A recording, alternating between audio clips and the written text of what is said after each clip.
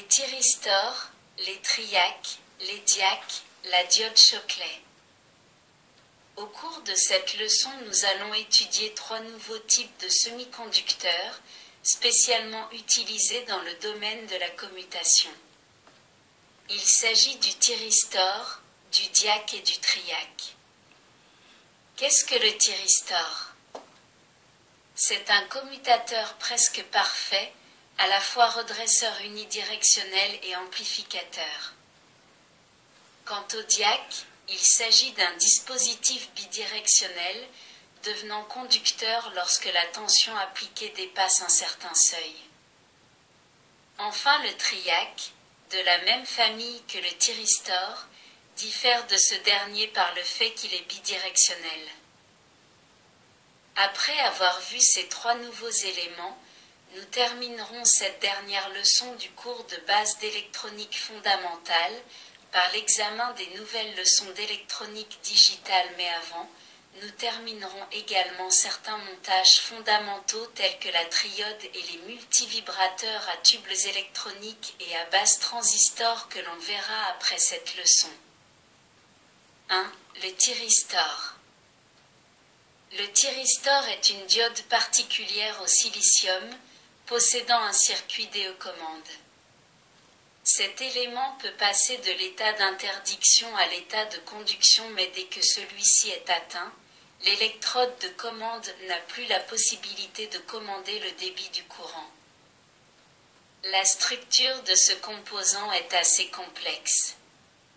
En effet, un thyristor comprend 3 jonctions, constituées de 2 zones N et 2 zones P, figure 1.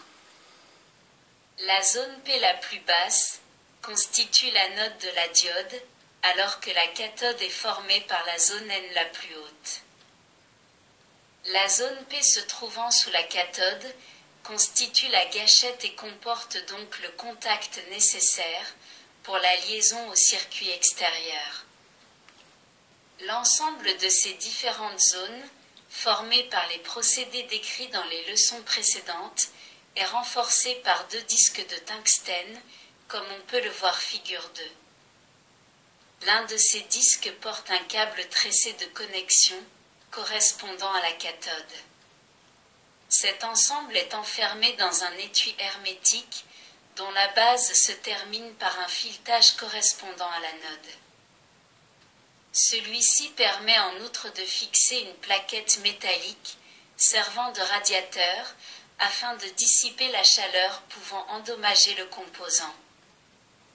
Voyons maintenant le fonctionnement du thyristor. Considérons à cet effet la figure 3A, représentant le thyristor de la figure 1, sous une autre forme. Supposons que l'on coupe les 2 blocs centraux, de façon à pouvoir décomposer le thyristor en 2 parties. Relions celles-ci entre elles, au moyen de connexions, comme sur la figure 3B. L'une des 2 parties ainsi obtenues est formée d'un bloc P, se trouvant entre 2 blocs N, constituant un transistor du type NPN, TR1 sur la figure 3B. L'autre partie est formée d'un bloc de silicium N, se trouvant entre 2 blocs P, constituant un transistor du type PNP, TR2 sur la figure 3B. En représentant ces 2 transistors et en les reliant comme sur la figure 3B, on obtient la représentation de la figure 3C. Chaque transistor a sa base branchée directement au collecteur de l'autre et l'ensemble comporte 3 liaisons de sortie, A, C et P, correspondant à l'anode, la cathode et la gâchette, on dit aussi la porte. Alimentons le circuit au moyen de 2 batteries, montées comme sur la figure 4A. Dans ces conditions, l'émetteur de TR2, correspondant à l'anode du thyristor, est positif par rapport à l'émetteur de TR1, correspondant à la cathode de ce thyristor. Bien que ce composant ait son anode positive par rapport à sa cathode, aucun courant ne peut circuler lorsque l'interrupteur I est ouvert. En effet, le courant de base de Tr1 étant nul, le courant de collecteur est également nul. La base de Tr1 étant branchée directement sur la base de Tr2, ce qui est vrai pour le premier transistor est également valable pour le second. En fermant l'interrupteur I, la jonction base émetteur de Tr1 est polarisée dans le sens direct, dans la mesure où la base est positive par rapport à l'émetteur. Par conséquent, cette jonction est traversée par un courant IB direct, dans le sens indiqué par les flèches, figure 4b. Ce courant détermine le passage d'un courant de collecteur IC dans Tr1 et traverse également la jonction émetteur base de Tr2. Étant donné que le courant IC traverse la jonction émetteur base de Tr2, il détermine le passage d'un nouveau courant IC dans ce dernier transistor. Ce courant parcourt le circuit dans le sens indiqué par les flèches, figure 4c, c'est-à-dire qu'il traverse la jonction base émetteur de Tr1 dans le même sens que le courant IB, figure 4b. Le courant qui traverse la jonction base émetteur de Tr1 a donc augmenté, le courant IC s'ajoutant à IB. Il en résulte que le courant IC de Tr1 augmente aussi, et, en traversant la jonction émetteur base de Tr2, produit à son tour un accroissement de IC. Le courant traversant la jonction base émetteur de Tr1 s'élève donc, de même que le courant IC et que le courant IC, et ainsi de suite. On comprend ainsi comment, par l'action de chaque transistor l'un sur l'autre, le courant qui passe entre le point A et le point C, c'est-à-dire entre l'anode et la cathode, augmente jusqu'à une valeur limite, déterminée uniquement par la résistance R, se trouvant en série dans le circuit.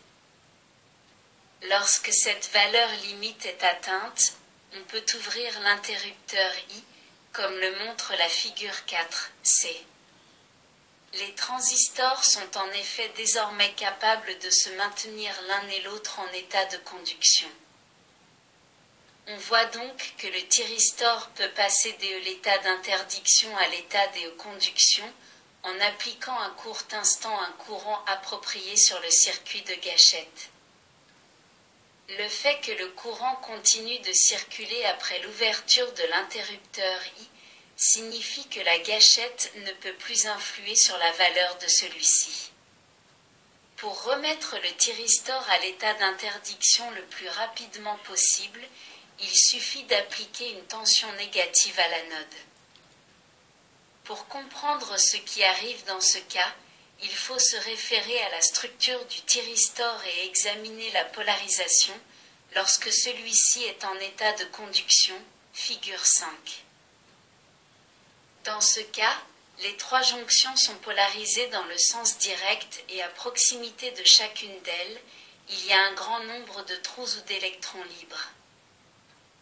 En appliquant la tension négative à l'anode, on interrompt le courant traversant la diode et on constate la circulation d'un courant inverse, dû au fait que les charges libres sont éloignées des jonctions repérées par G1 et G3 sur la figure 5. Après déplacement de ces charges, le courant inverse cesse et les jonctions G1 et G3 sont polarisées en sens inverse. Le thyristor ne se trouve pourtant pas en condition d'interdiction, car il subsiste encore un nombre considérable de trous et d'électrons libres, à proximité de G2.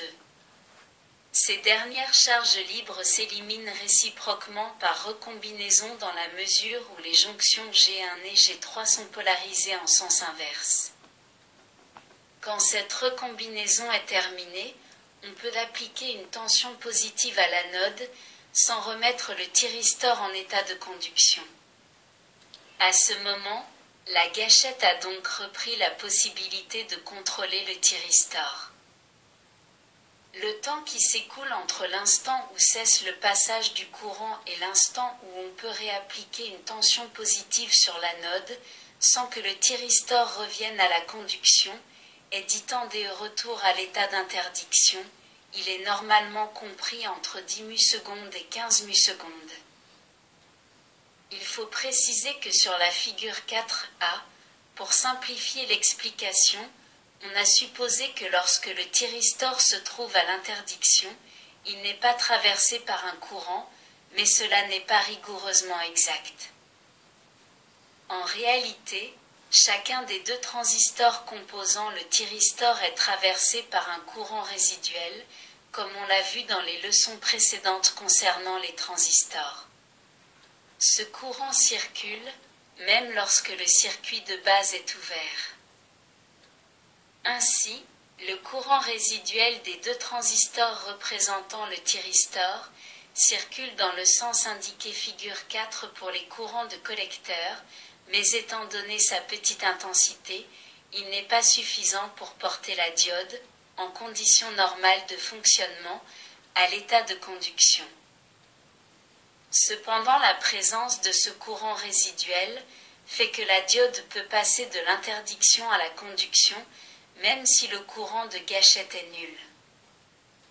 On peut vérifier ce fait en appliquant à l'anode du thyristor une tension continue de valeur appropriée.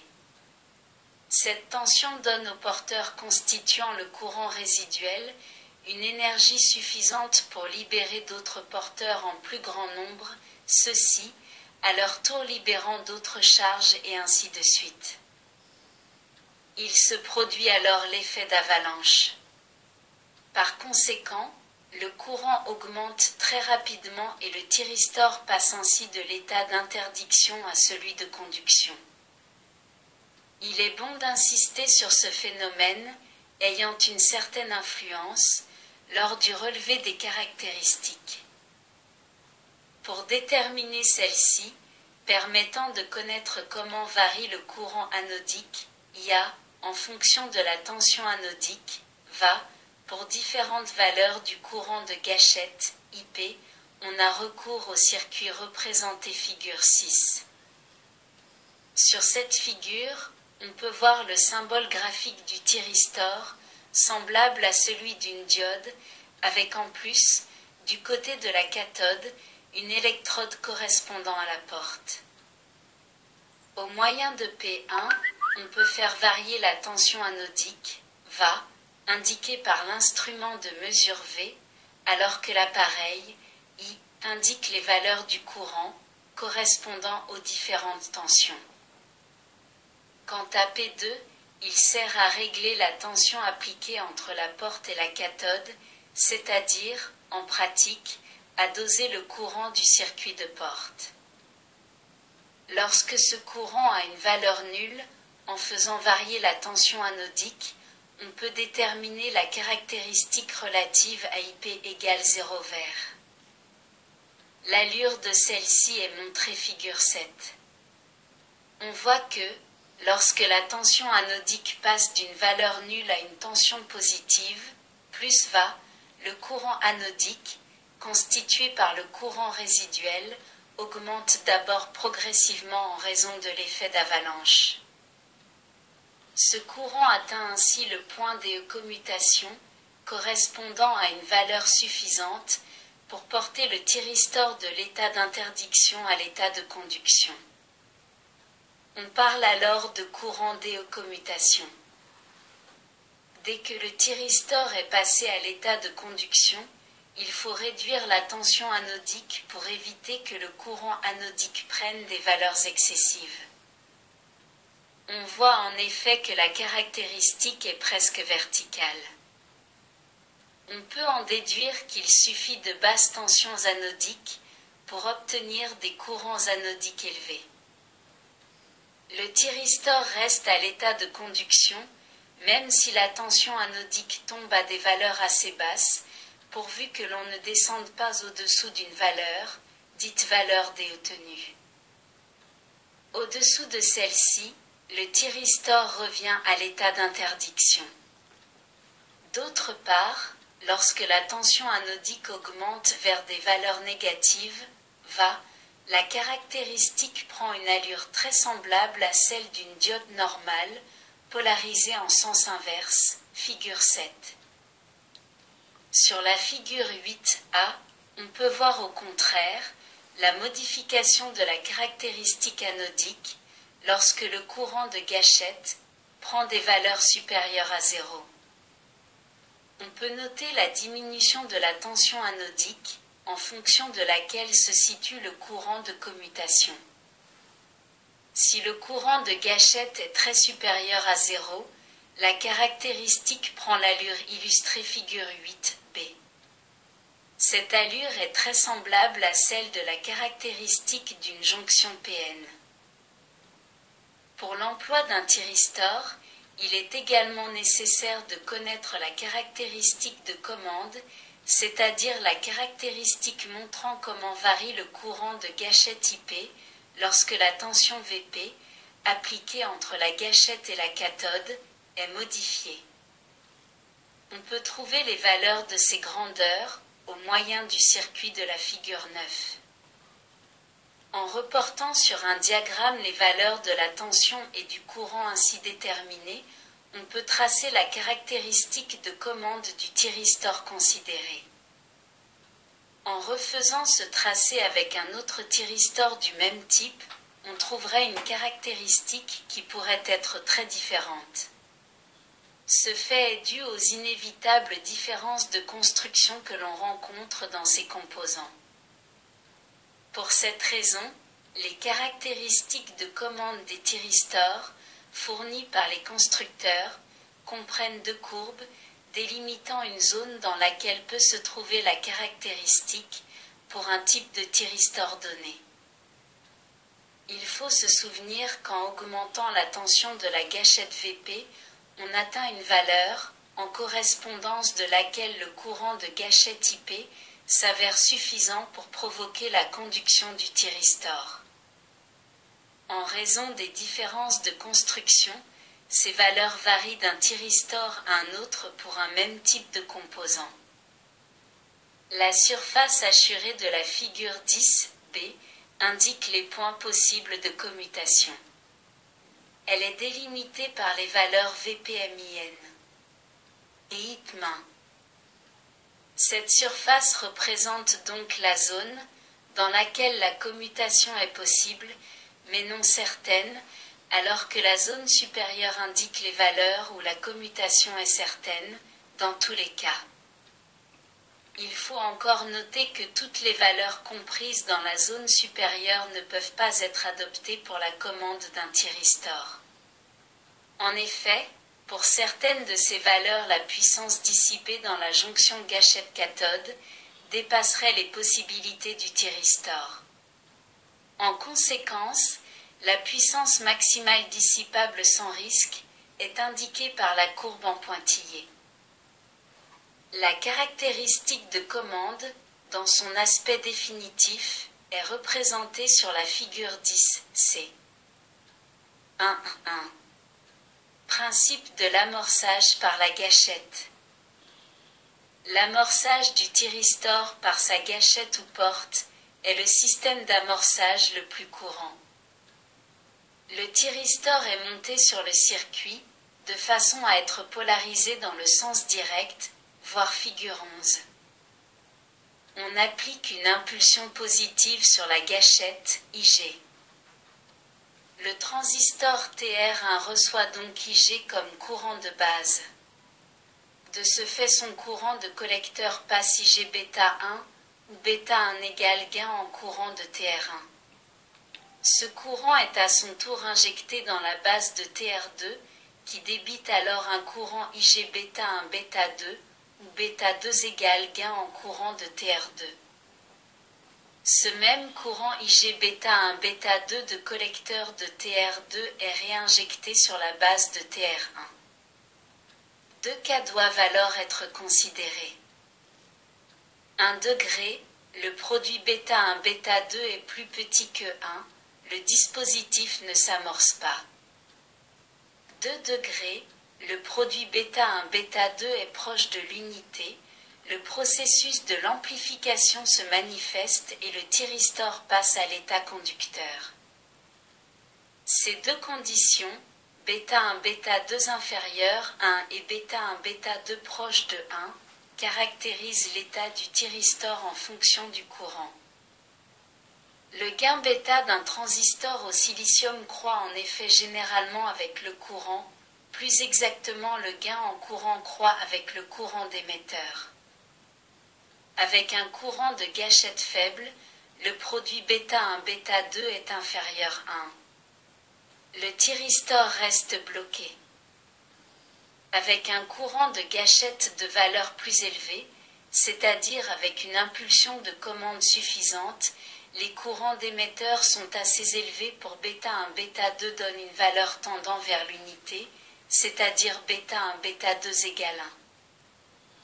Dès que l'amorçage est réalisé, la réaction positive, le courant de collecteur de chaque transistor étant appliqué sur les bases de l'autre transistor, fait conduire TR1 et TR2 à la saturation.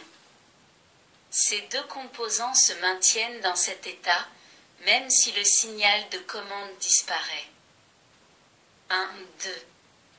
Autre possibilité d'amorçage. Comme nous venons de le dire, la propriété essentielle d'un transistor au silicium est d'avoir un gain de courant, croissant avec le courant d'émetteur IE. De ce fait, toutes les causes susceptibles de provoquer une augmentation du courant IE permettent de déclencher l'amorçage. On peut donc agir. 1 degré sur la tension. Si la tension cathode-anode augmente, il arrive un moment où le courant des fuites est suffisant pour déclencher une augmentation rapide de IE, donc de provoquer l'amorçage. 2 degrés, la pente DE la tension, la jonction PN présente une certaine capacité. Ainsi, en augmentant brusquement la tension anode-cathode, on charge cette capacité et l'on obtient un courant de I égale, c'est delta V, delta T. C égale valeur de capacité de la jonction. Delta V égale variation de la tension. Delta T égale durée de la variation. Lorsque le courant I atteint une certaine valeur, l'amorçage se produit. 3 degrés, la température, le courant de fuite inverse d'un transistor au silicium, double approximativement tous les 14 degrés C lorsque la température croît. Là encore, lorsque le courant de fuite est suffisant, le thyristor s'amorce. Nous n'avons cité ces possibilités qu'à titre d'information, car dans la grande majorité des cas, on provoque le déclenchement du thyristor en injectant une impulsion de commande sur la gâchette, c'est-à-dire en utilisant l'effet transistor. 3. Tension de retournement. Comme nous venons de le dire dans le paragraphe précédent, il est possible d'amorcer un thyristor en agissant sur la tension cathode-anode. La valeur de la tension pour laquelle le thyristor s'amorce s'appelle tension de retournement. La valeur de cette tension dépend cependant du signal de commande, éventuellement appliqué sur la gâchette. La figure 12 met en évidence cette relation. Lorsque le courant de gâchette IG est nul, sur la figure 12, IG1 égale 0, la tension anode-cathode doit atteindre la tension de retournement pour que le thyristor s'amorce. Par contre, avec un courant de gâchette croissant, la tension de retournement tombe à des valeurs beaucoup plus faibles. À la limite, le thyristor se comporte comme une diode, pour IG5, sur la figure 12. Cela signifie que si le courant de gâchette est assez fort, une petite tension d'anode suffit pour provoquer le déclenchement. Aussi, pour prévenir des amorçages erratiques, on peut remonter une résistance entre la gâchette et la cathode. Très souvent d'ailleurs, les fabricants intègrent par diffusion cette résistance dans le thyristor technique shorted émitée. Elle a pour effet de nécessiter un courant de gâchette plus intense pour l'amorçage du thyristor, mais par là même améliore sa tenue à l'état bloqué. 2. Emploi du thyristor. Les thyristors sont de plus en plus utilisés dans les circuits de commande actuels. Les recherches effectuées dans ce domaine ont permis la réalisation de thyristors capables de passer une intensité de l'ordre de plusieurs centaines d'ampères, avec une tension inverse de crête de 1200 volts. De tels thyristors sont toutefois réservés à des fins bien spéciales. Dans le domaine courant, on trouve surtout thyristor à faible courant inférieur à 1 ampère. Thyristor à courant fort 1 à 35 ampères.